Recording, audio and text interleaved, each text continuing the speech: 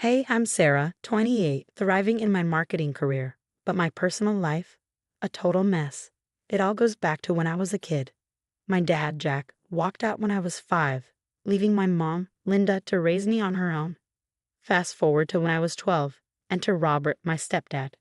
He tried to take on the dad role, but let's be real, it never quite clicked.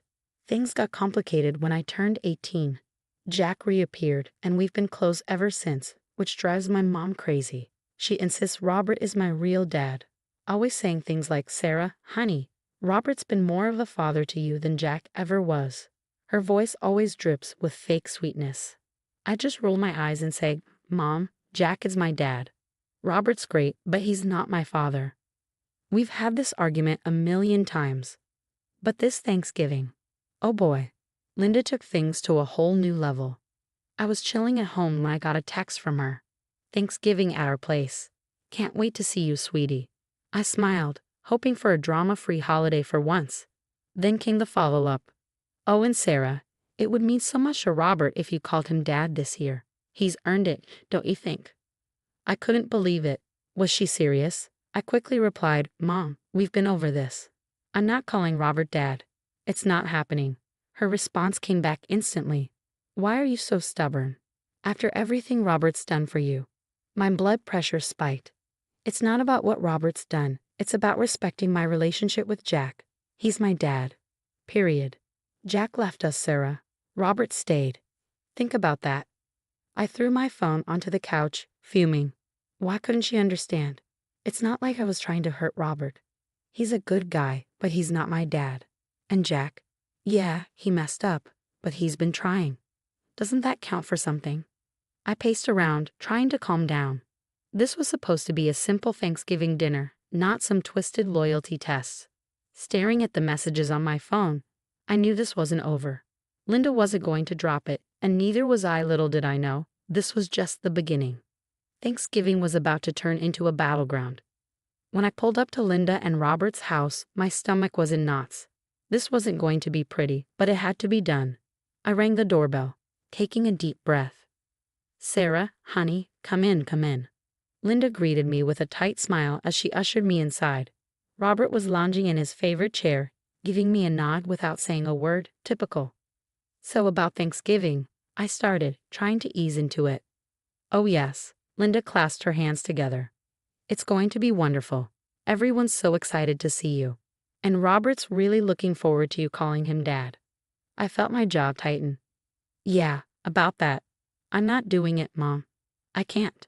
The room seemed to chill instantly. Linda's smile disappeared. "What do you mean you can't? It's just a word, Sarah." "It's not just a word, and you know it. Jack is my dad. Robert is my stepdad, and I respect him, but I'm not going to pretend he's someone he's not." Robert shifted uncomfortably, while Linda's eyes narrowed. "After everything Robert's done for you, this is how you repay him? By throwing Jack in our faces?" "I'm not throwing anything in anyone's face. I'm just being honest about who my family is." "Family?" Linda scoffed. "Jack walked out on us. Robert has been here every single day. And I appreciate that, I do. But it doesn't change the fact that Jack is my father." "He's trying, Mom. You can't just erase him." "He doesn't deserve to be called your father," Linda practically shouted. "That's not for you to decide." I shot back. Finally, Robert spoke. "Sarah, your mother and I just want what's best for the family. Is it really so hard to call me Dad?" I turned to him, trying to keep my cool. "Robert, I respect you. I really do. But you're not my dad.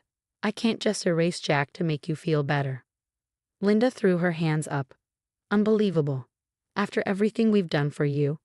"Ungrateful." I cut her off. "Are you kidding me? I've bent over backwards trying to make everyone happy.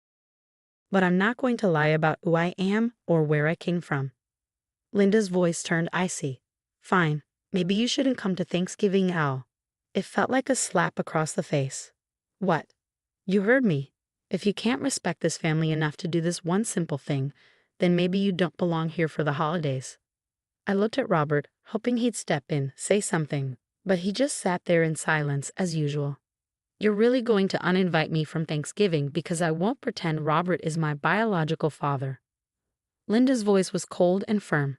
"It's your choice, Sarah. Call Robert Dad and be part of this family, or don't bother showing up. I stood there stunned. I couldn't believe what was happening. You know what? Fine. If that's how it's going to be, I won't come. I'm not going to let you manipulate me. I grabbed my purse and headed for the door. Linda's voice followed me. Sarah, don't you dare walk out that door. I paused, my hand on the doorknob. Without turning around, I replied, watch me. And with that, I left. As I drove home, my mind raced. How did things get so messed up? All I wanted was to be honest about my family, and now I was banned from Thanksgiving. But I wasn't about to back down. If Linda and Robert wanted to play hardball, they were about to learn that I could give just as good as I got.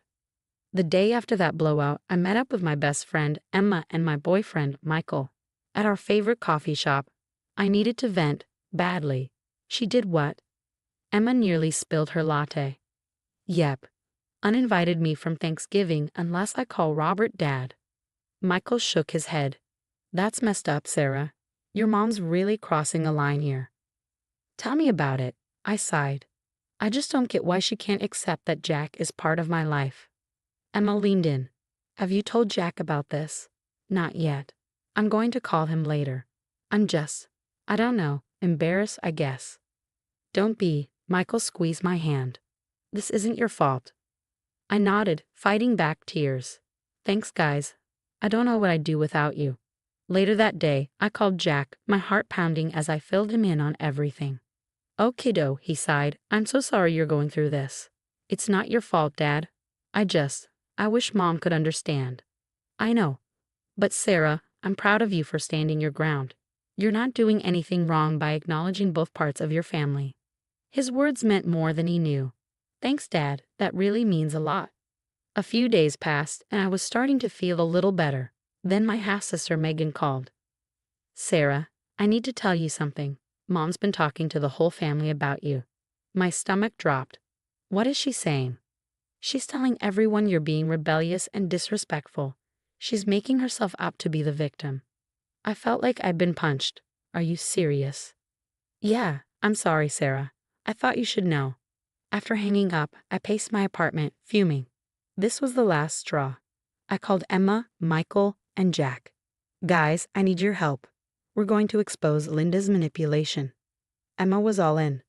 What's the plan, boss? We're going to gather evidence.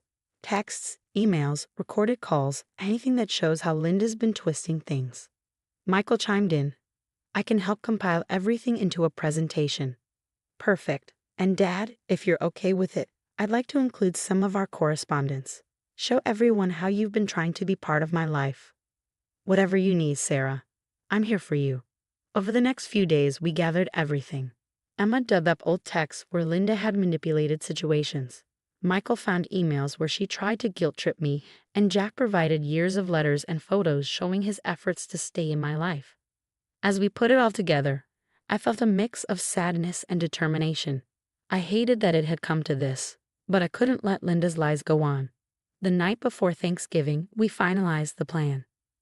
Okay, so we'll show up unannounced, I repeated. Michael, you'll have the presentation ready on your tablet. Emma, you'll handle crowd control if things get messy. And Dad, just be there. Okay. They all nodded, looking as nervous as I felt. Sarah, are you sure about this? Jack asked gently. I took a deep breath. Yeah, I'm sure. It's time everyone knew the truth.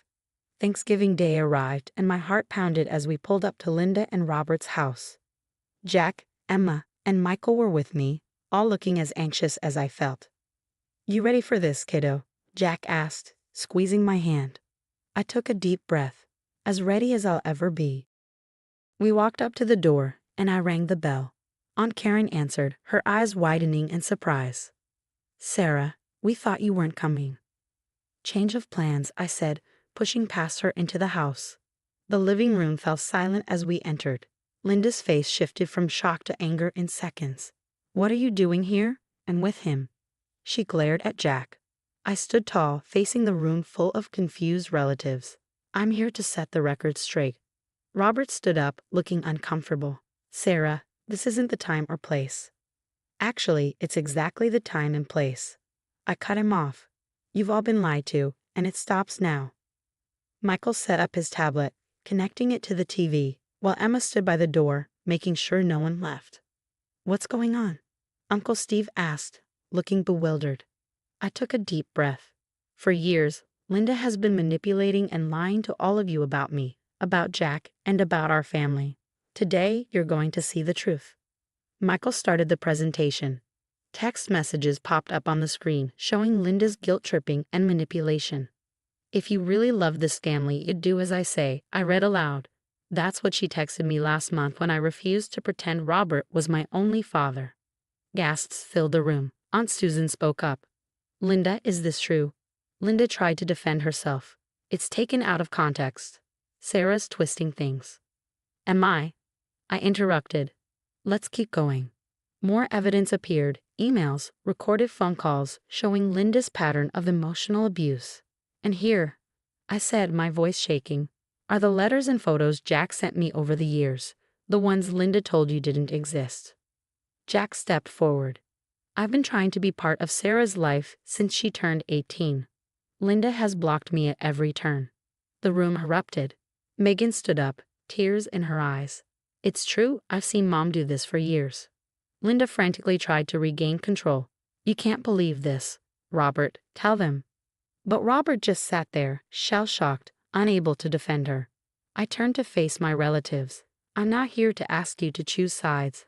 I'm here because I'm done being manipulated and lied about. Family isn't about blood or titles.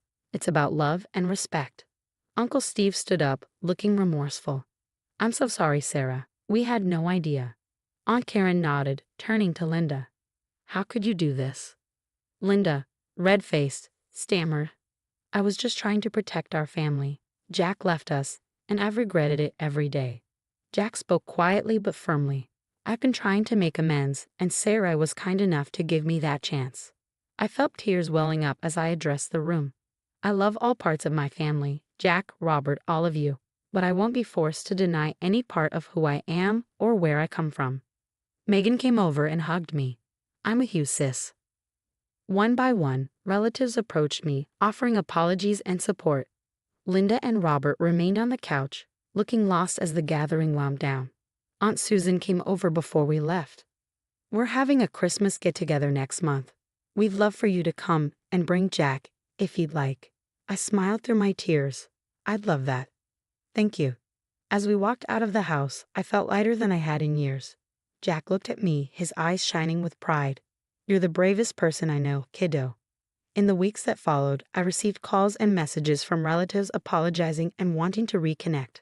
I even began planning a holiday gathering of my own, inviting Jack, Megan, and the family members who had stood by me. As for Linda and Robert, I decided to keep my distance for now. Maybe one day we could rebuild, but for the time being, I needed space to heal. And now I want to hear from you. What would you have done in my shoes? Would you have exposed your family's lies and manipulation at Thanksgiving, or kept the peace to avoid confrontation? There's no easy answer when it comes to toxic family dynamics, and sometimes standing up for yourself means rocking the boat. Drop your thoughts in the comments below. I'm really curious to hear your take on this situation. If you enjoyed this story and want to hear more like it, don't forget to hit that like button and subscribe.